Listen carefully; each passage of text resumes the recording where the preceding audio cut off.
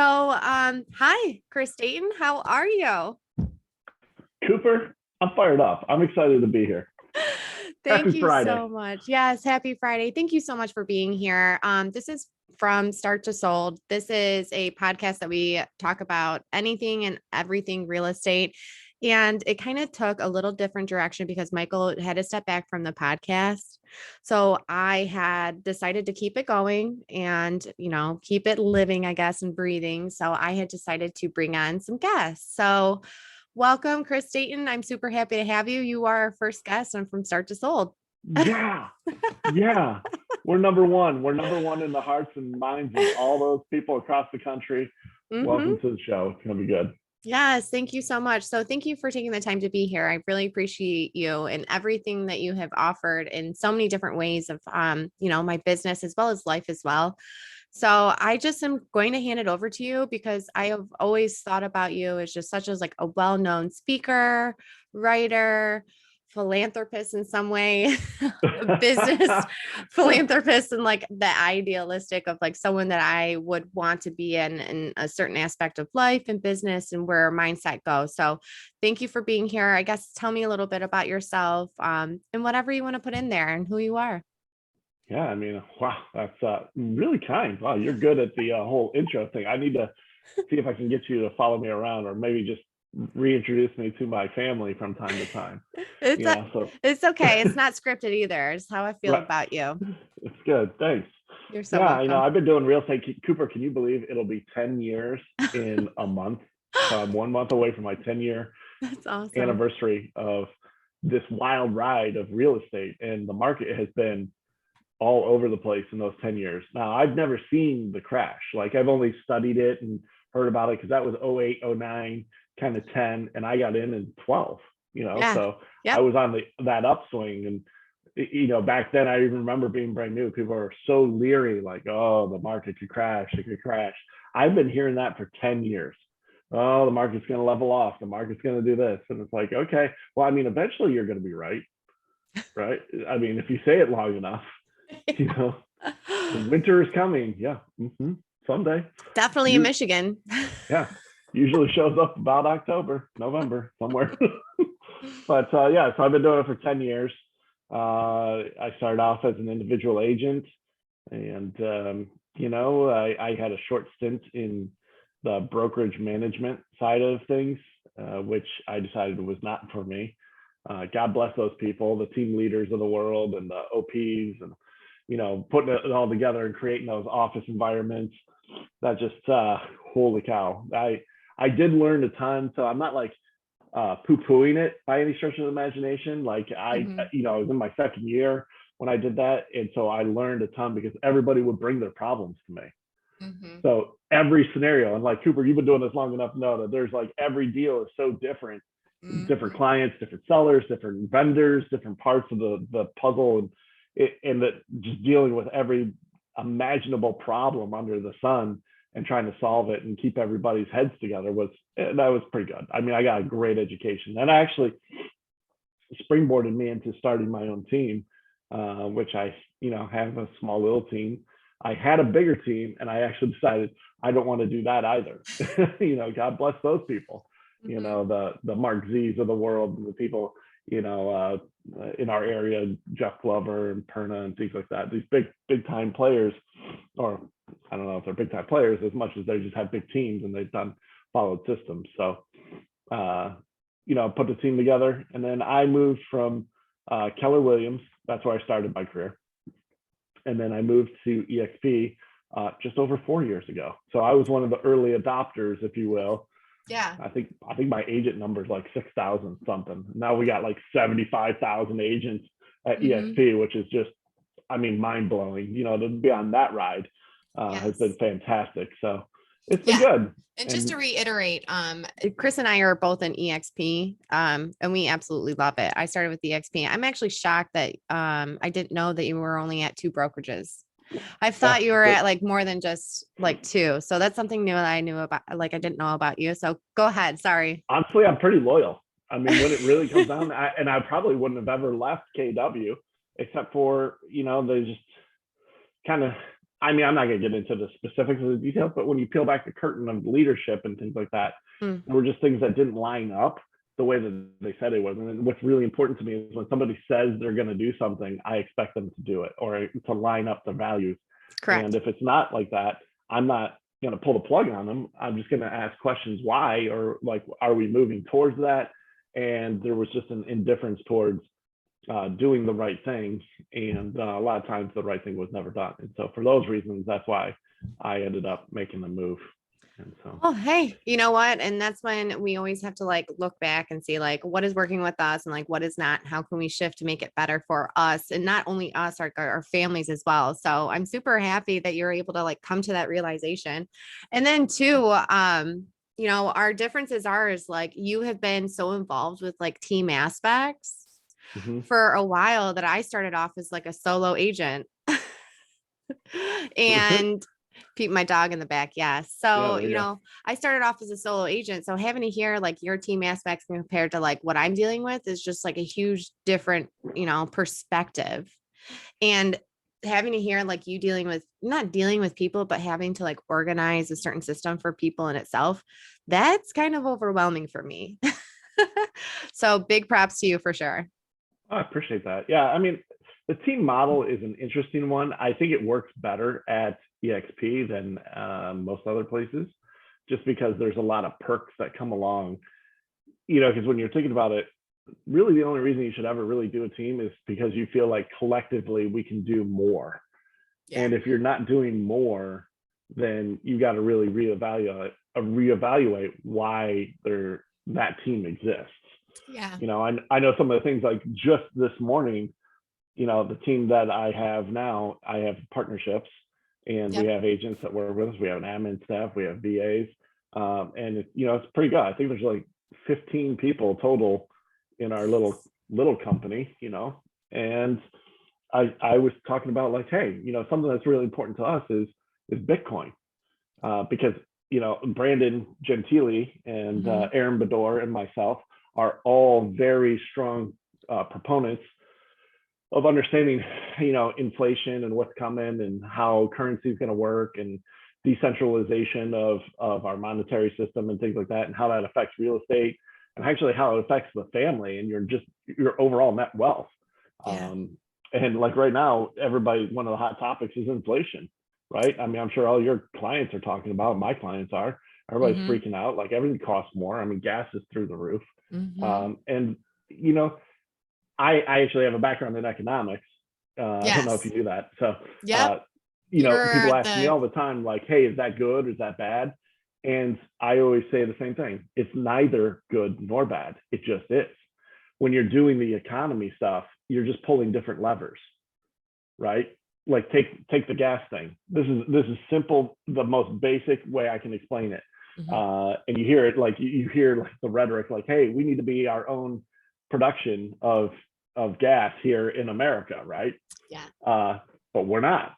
Why? Because the people who are in charge of the levers of the economy chose to close that lever, and then they're buying it from another source. So they're importing fuel and energy to the country. And Mhm. people go, well, that's stupid. Well, not necessarily. It's not necessarily stupid. It depends on how you're looking at it, right? So yeah, so then we can totally relate that to real estate in any way Yeah. specific. I was just looking at a listing, and when you talk about inflation and like everything going up, such as gas prices, I was looking at a listing, and the listing agent had said like we have 90 plus showings on a home that is not even active yet until tomorrow. Oh So my they had to gosh. cancel all showings because it was overwhelming for the sellers. So, sellers aren't selling. So we have all these issues. So the And inflation of like people shame on looking. shame on that listing agent. You know what? I told my clients who had the same thing. We had 92 showings on a listing in South Lyon here locally, Hmm. and my clients went to go get it. They went and got an Airbnb for the weekend. They went go Hmm. get a hotel. Go Hmm. enjoy yourself. Get out of your house. This will all be over on Sunday. When you got Yep. that many showings, I'm getting offers, Hmm. you know, and I'm going to do what I do, which is I'm going to represent your interests and make sure that the terms and conditions are what is best for you. And this will be over on Sunday. So do you, Yeah. And and that the agent needs to like go back to their person and be like, hey, let me get you a hotel for a night, and we're gonna do yeah, one day of. I had a listing appointment last week and I told them, hey, you got 3 kids and the market's crazy right now. You're going to have so many showings that you're going to be so overwhelmed and you're not even going to be able to go home to cook dinner for your children. You're better off getting a hotel. Oh, really? We can do that? Yeah, go have some fun. Go enjoy yourselves. Let me handle all of the commotion that's going on so you don't have to feel overwhelmed. And yeah, like totally shame on that agent for not having to notify their client of what's happening. Yeah, you let your client get overwhelmed at what? Making too much money? Isn't that what they wanted? Like, I don't understand. Like, I can't even imagine how that conversation went. Yeah. Oh my God, there's 92 showings. Oh my God, what am I gonna do? Oh, let me rephrase that. Oh my God, you're getting a ton of money. Too much money. Too much money. I mean, come on, that's not. This is just stupid. Like that agent needs to get out of the business. So then I had another agent call me saying like they won't accept an offer unless they're starting to negotiate something higher. So the sellers are looking for they're looking at the offers and then negotiating higher prices. I mean, you can totally do that. It's I mean, God negotiable. bless you. Anything's negotiable. Yeah, like totally go ahead and do that, but let's see who sticks around. I can't wait. Like I think on my next listing that goes through the roof like that, I'm just gonna start messing with people and being like, look, I'm gonna need this, and then I'm gonna need you to open up a crypto wallet and send me, some Bitcoin. And that's the thing. Like a lot of people, like in like southern states, like I know, like Florida and California, where like more Bitcoin and cryptocurrency is taking off. They have been listing homes with only acceptance of cryptocurrency because it weans out all the people. At a bare minimum, I should get free tacos for life. Oh, right. Yes. Or, give me some Bitcoin or some cryptocurrency in return as well. But like, if you think Maybe like a about it, nice bottle of wine. Give me something. but that's the conversations that we need to have in real estate. So anyways, Right. like, we know that everything's inflated right now. We know that everything's strained right now. So, what are we doing to better our clients is like what we need to get into like the nitty gritty. And like what you're doing is like you're kind of like taking on like that wholesale aspect, correct? Or am I wrong? Please explain. So yeah, we actually have our company or our group, because I have a group of people now, we're able to do a lot more. And that, again, that was kind of to my point. Like if you're not bringing value or doing more than you could on your own, then what's the point? Well, just go be a single agent and go service your clients. So in our case, we actually do wholesale. So we'll help a seller, or we have the ability to buy a home for cash. So if they don't want to deal with all that, or maybe they're in a situation where they inherited a home, like a probate situation, or they have a home that they've had, they don't want it anymore, they rented it, they were landlords, they hate being a landlord, it wasn't for them, and they just want to get rid of the property. We'll pick it up for cash. But I mean, the way that works too is, I mean, like, hey, you've got it. It's somebody who has a problem, right? Because otherwise they're just going to put it on the market. We can list it and get it full retail, get you a retail number. Yeah. If you don't want to jump through all those hoops and do all the chaos and deal with all that, then yeah, you can hit the easy button. We'll buy the property. And then in turn, what we do is we're probably going to do, we have some construction crews, and we allocate those resources to go fix up things and just clean things up, and then we'll either sell it, which is our primary thing. And we have a really big investor network as well. So we know a lot of other people who will pick it up and be like, hey, we want this as a rental. Well, perfect. Like, here, pay me $200,000. I picked it up for 170. Whatever. I put, some nice paint on it, cleaned it up, made it rentable. And then I sell it. They're rented it out right away, and they're cash flowing their property.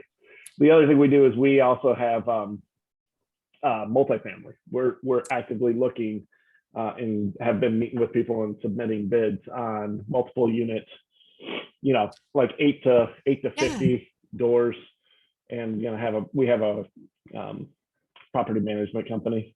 That's awesome. That will handle all that stuff. Yeah. So it's been good. It's exciting. Ironically, that part is a little bit more fun, I think.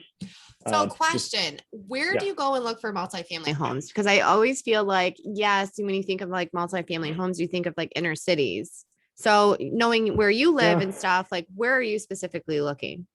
we're looking actually anywhere in the state of Michigan.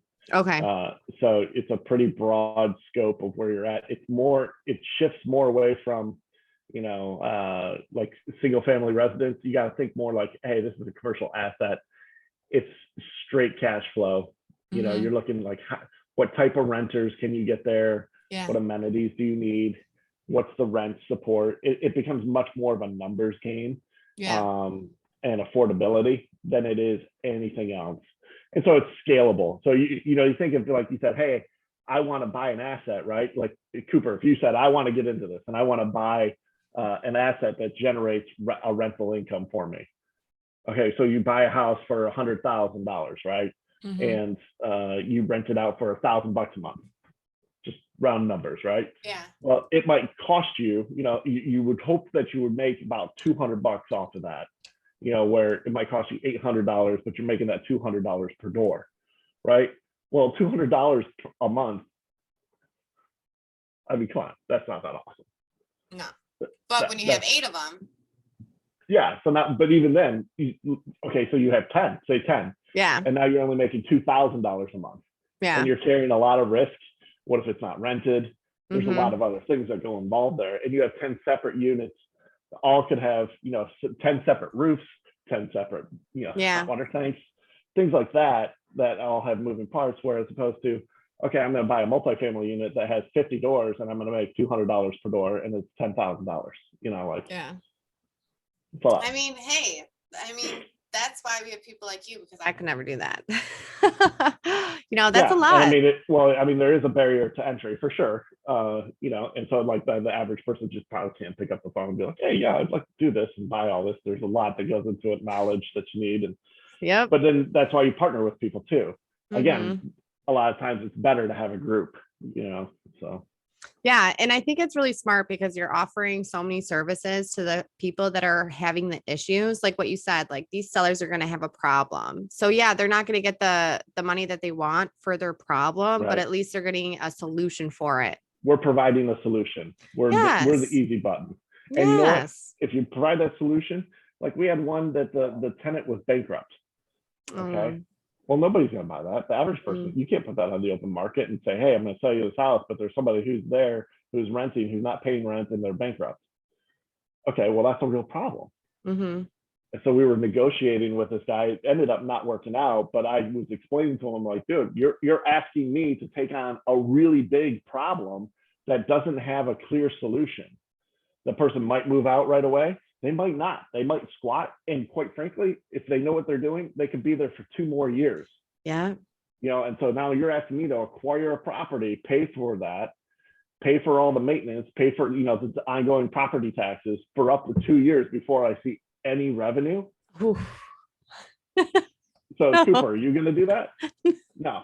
Anyone listening to this conversation on this podcast, are you going to do that? Just write in the comments. The answer is no. I already know. You don't even have to write it. I already know the answer is no. So, and that's what I tried to tell that seller. And of course, they still own it. So, but they're problem. also still bankrupt. So, I mean, that's the thing. Like, that's what I like about you offering like different services than like what is out there and what everyone is used to right now. So, and then it's beneficial, especially in this market, because you're able to get business still instead of having to find that seller that has nowhere to go, nothing to do, can't really build because their assets aren't in the right place because we just got out of a pandemic. Everything is inflated. Like there are main issues of why people aren't selling right now. Also, because everything's too expensive. So, that's just what we come up against. So you having to like dip into a different market is only making you also more successful. So I respect that. I appreciate that. And I think everybody's wise to keep their options open. And, I know there's a lot of real estate agents that get into other things, like they start trying to do title work or they start trying to do mortgages.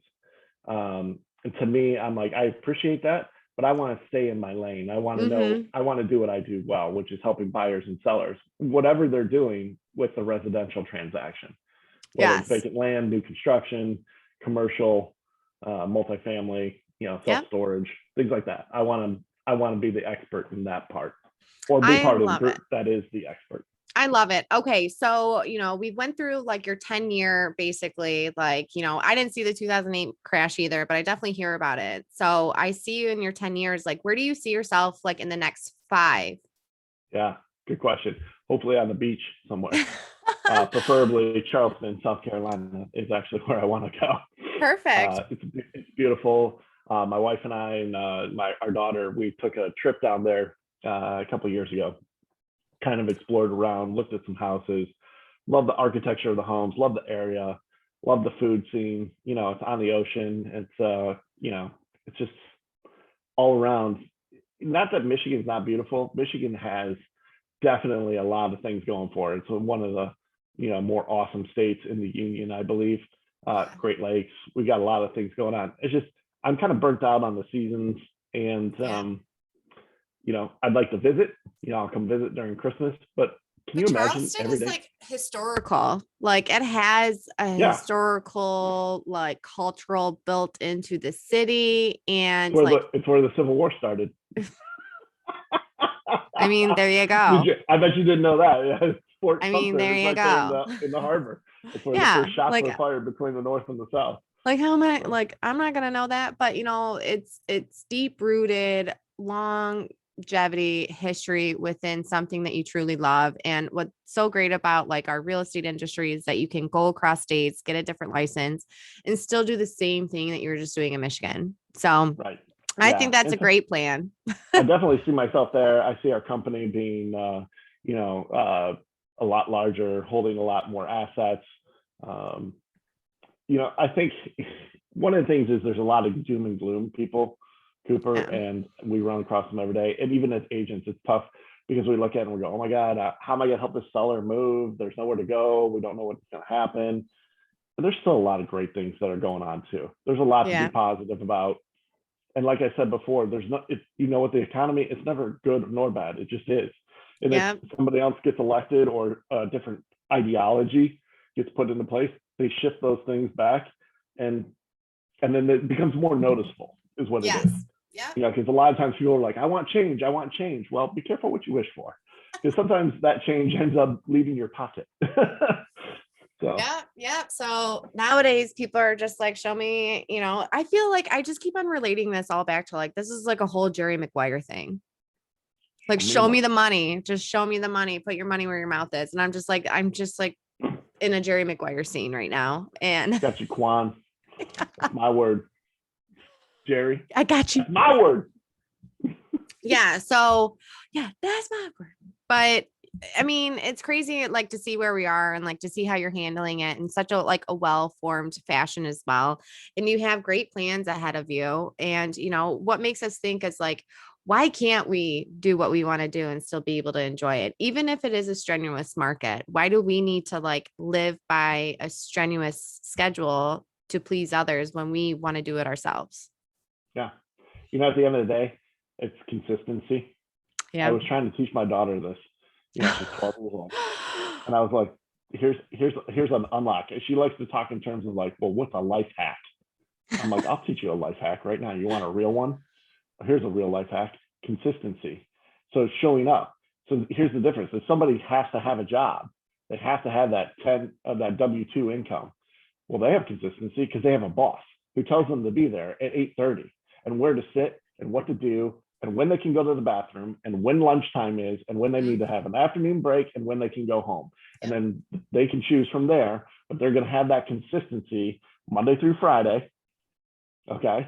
And that's forced consistency. Now, does a W-2 employee make a lot of money? It depends. It depends on what they're doing during those hours. But typically, they don't out earn people who are 1099, who have that innate ability to do their own consistency, that show up. And then we see it all day and every day, even in our brokerage, other brokerages, the agents who show up, who are consistent every day, doing the things that they need to do, doing their job without someone else telling them to do it. Those are the people that make a ton of money. Okay, yes. And I completely agree with that. Having that self-discipline for the consistency to arise and success is for sure a huge thing, for sure. So Right? 110% agree with Because in you. real estate, Cooper, on Tuesday, if I decide not to get up out of bed, right? I'm going to lay in bed in my shorts. I decide I'm going to binge Netflix. Is anything going to happen to me? No. Nope. Is anyone going to call me and say, Maybe. what did you do today? Nope. Where are your reports? No one. No one's going to do that. And that's a problem, because then on Thursday, when you do it again, and you're like, oh, I needed a day. I needed for me. And then you do it again the following Monday. And then you do it that Tuesday. And then you're like, oh, I got to work on Wednesday. And then you take Thursday off. Before you know it, if you actually looked at what you have accomplished, you've worked 4 days in the entire month, and you're like, I don't have any money. I don't know what to do. Oh my God. Well, no kidding. You haven't done anything. You don't work. Yes. You took an entire month off. That's nuts. I can't. And I think it's nuts for us because like we are not like that. We can't wrap our heads around that because like I have people come up to me. They're like, how do you do it? How do you like do this? And I'm like, honestly, I don't know. This is like long instilled within me since childhood. So I have no idea how to explain. Yeah. We're a great work ethic. And I was taught that at a very young age. And I was on payroll when I was 10 years old. So that's how I know how to work, but having to work for ourselves is like a completely different story too. That's like, when and they show up at the bar and people are like, oh, real estate? That's tough business. And that's tough business. I tried real estate. Did you? Good. Show me your calendar. Oh, we don't want to, not that level of accountability. Got it. Yeah. Yep. Hey, yep. have another drink.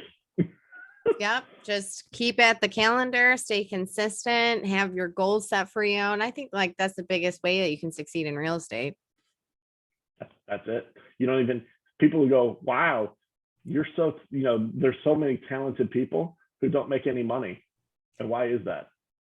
Because leverage. Consistent. Yeah, that too. Yep, that too, for sure. Or start leveraging people. But I think this honestly has been such a beautiful conversation. It went really well. I like to keep it at least like within 30 minutes. Try not to like waste your time or anything like that. Is there anything that you would like to leave behind for your audience or anyone that you would like to hear from you specifically? Well, I mean, I'm not going to promote my real estate company because that's you. If anybody needs anything, they should call you for sure. And then I might use you if we need some help. But I mean, I don't do wholesaling. Well, like I don't do wholesaling. Like if you need help with like a multi-unit, like I really have no idea with experience like that. So I would highly suggest like if someone were to reach out to me, I would just suggest like I'm going to refer you to Chris and I'll make money that way. But you're going to be a guest on my podcast. Yeah. Coming up, which is pretty cool. So that's the Building Walls podcast. That's WHALLS. And check us out on YouTube. Follow us. Give us a like. Give us a subscribe. Yes. But we got Cooper Brown coming up. She's going to be our guest, which is going to be fun. And our audience is going to love you. I already know. It's going to be so fantastic. So yeah, it's a different platform. So if you're like more into like the raw and like wanting to know what's going on, definitely go and check out Build the Walls. So thank you so much for being here today, Chris Deighton. I really appreciate you and everything that you do. Awesome. Thanks, Cooper, for having me. Love you. Thank you. Yeah.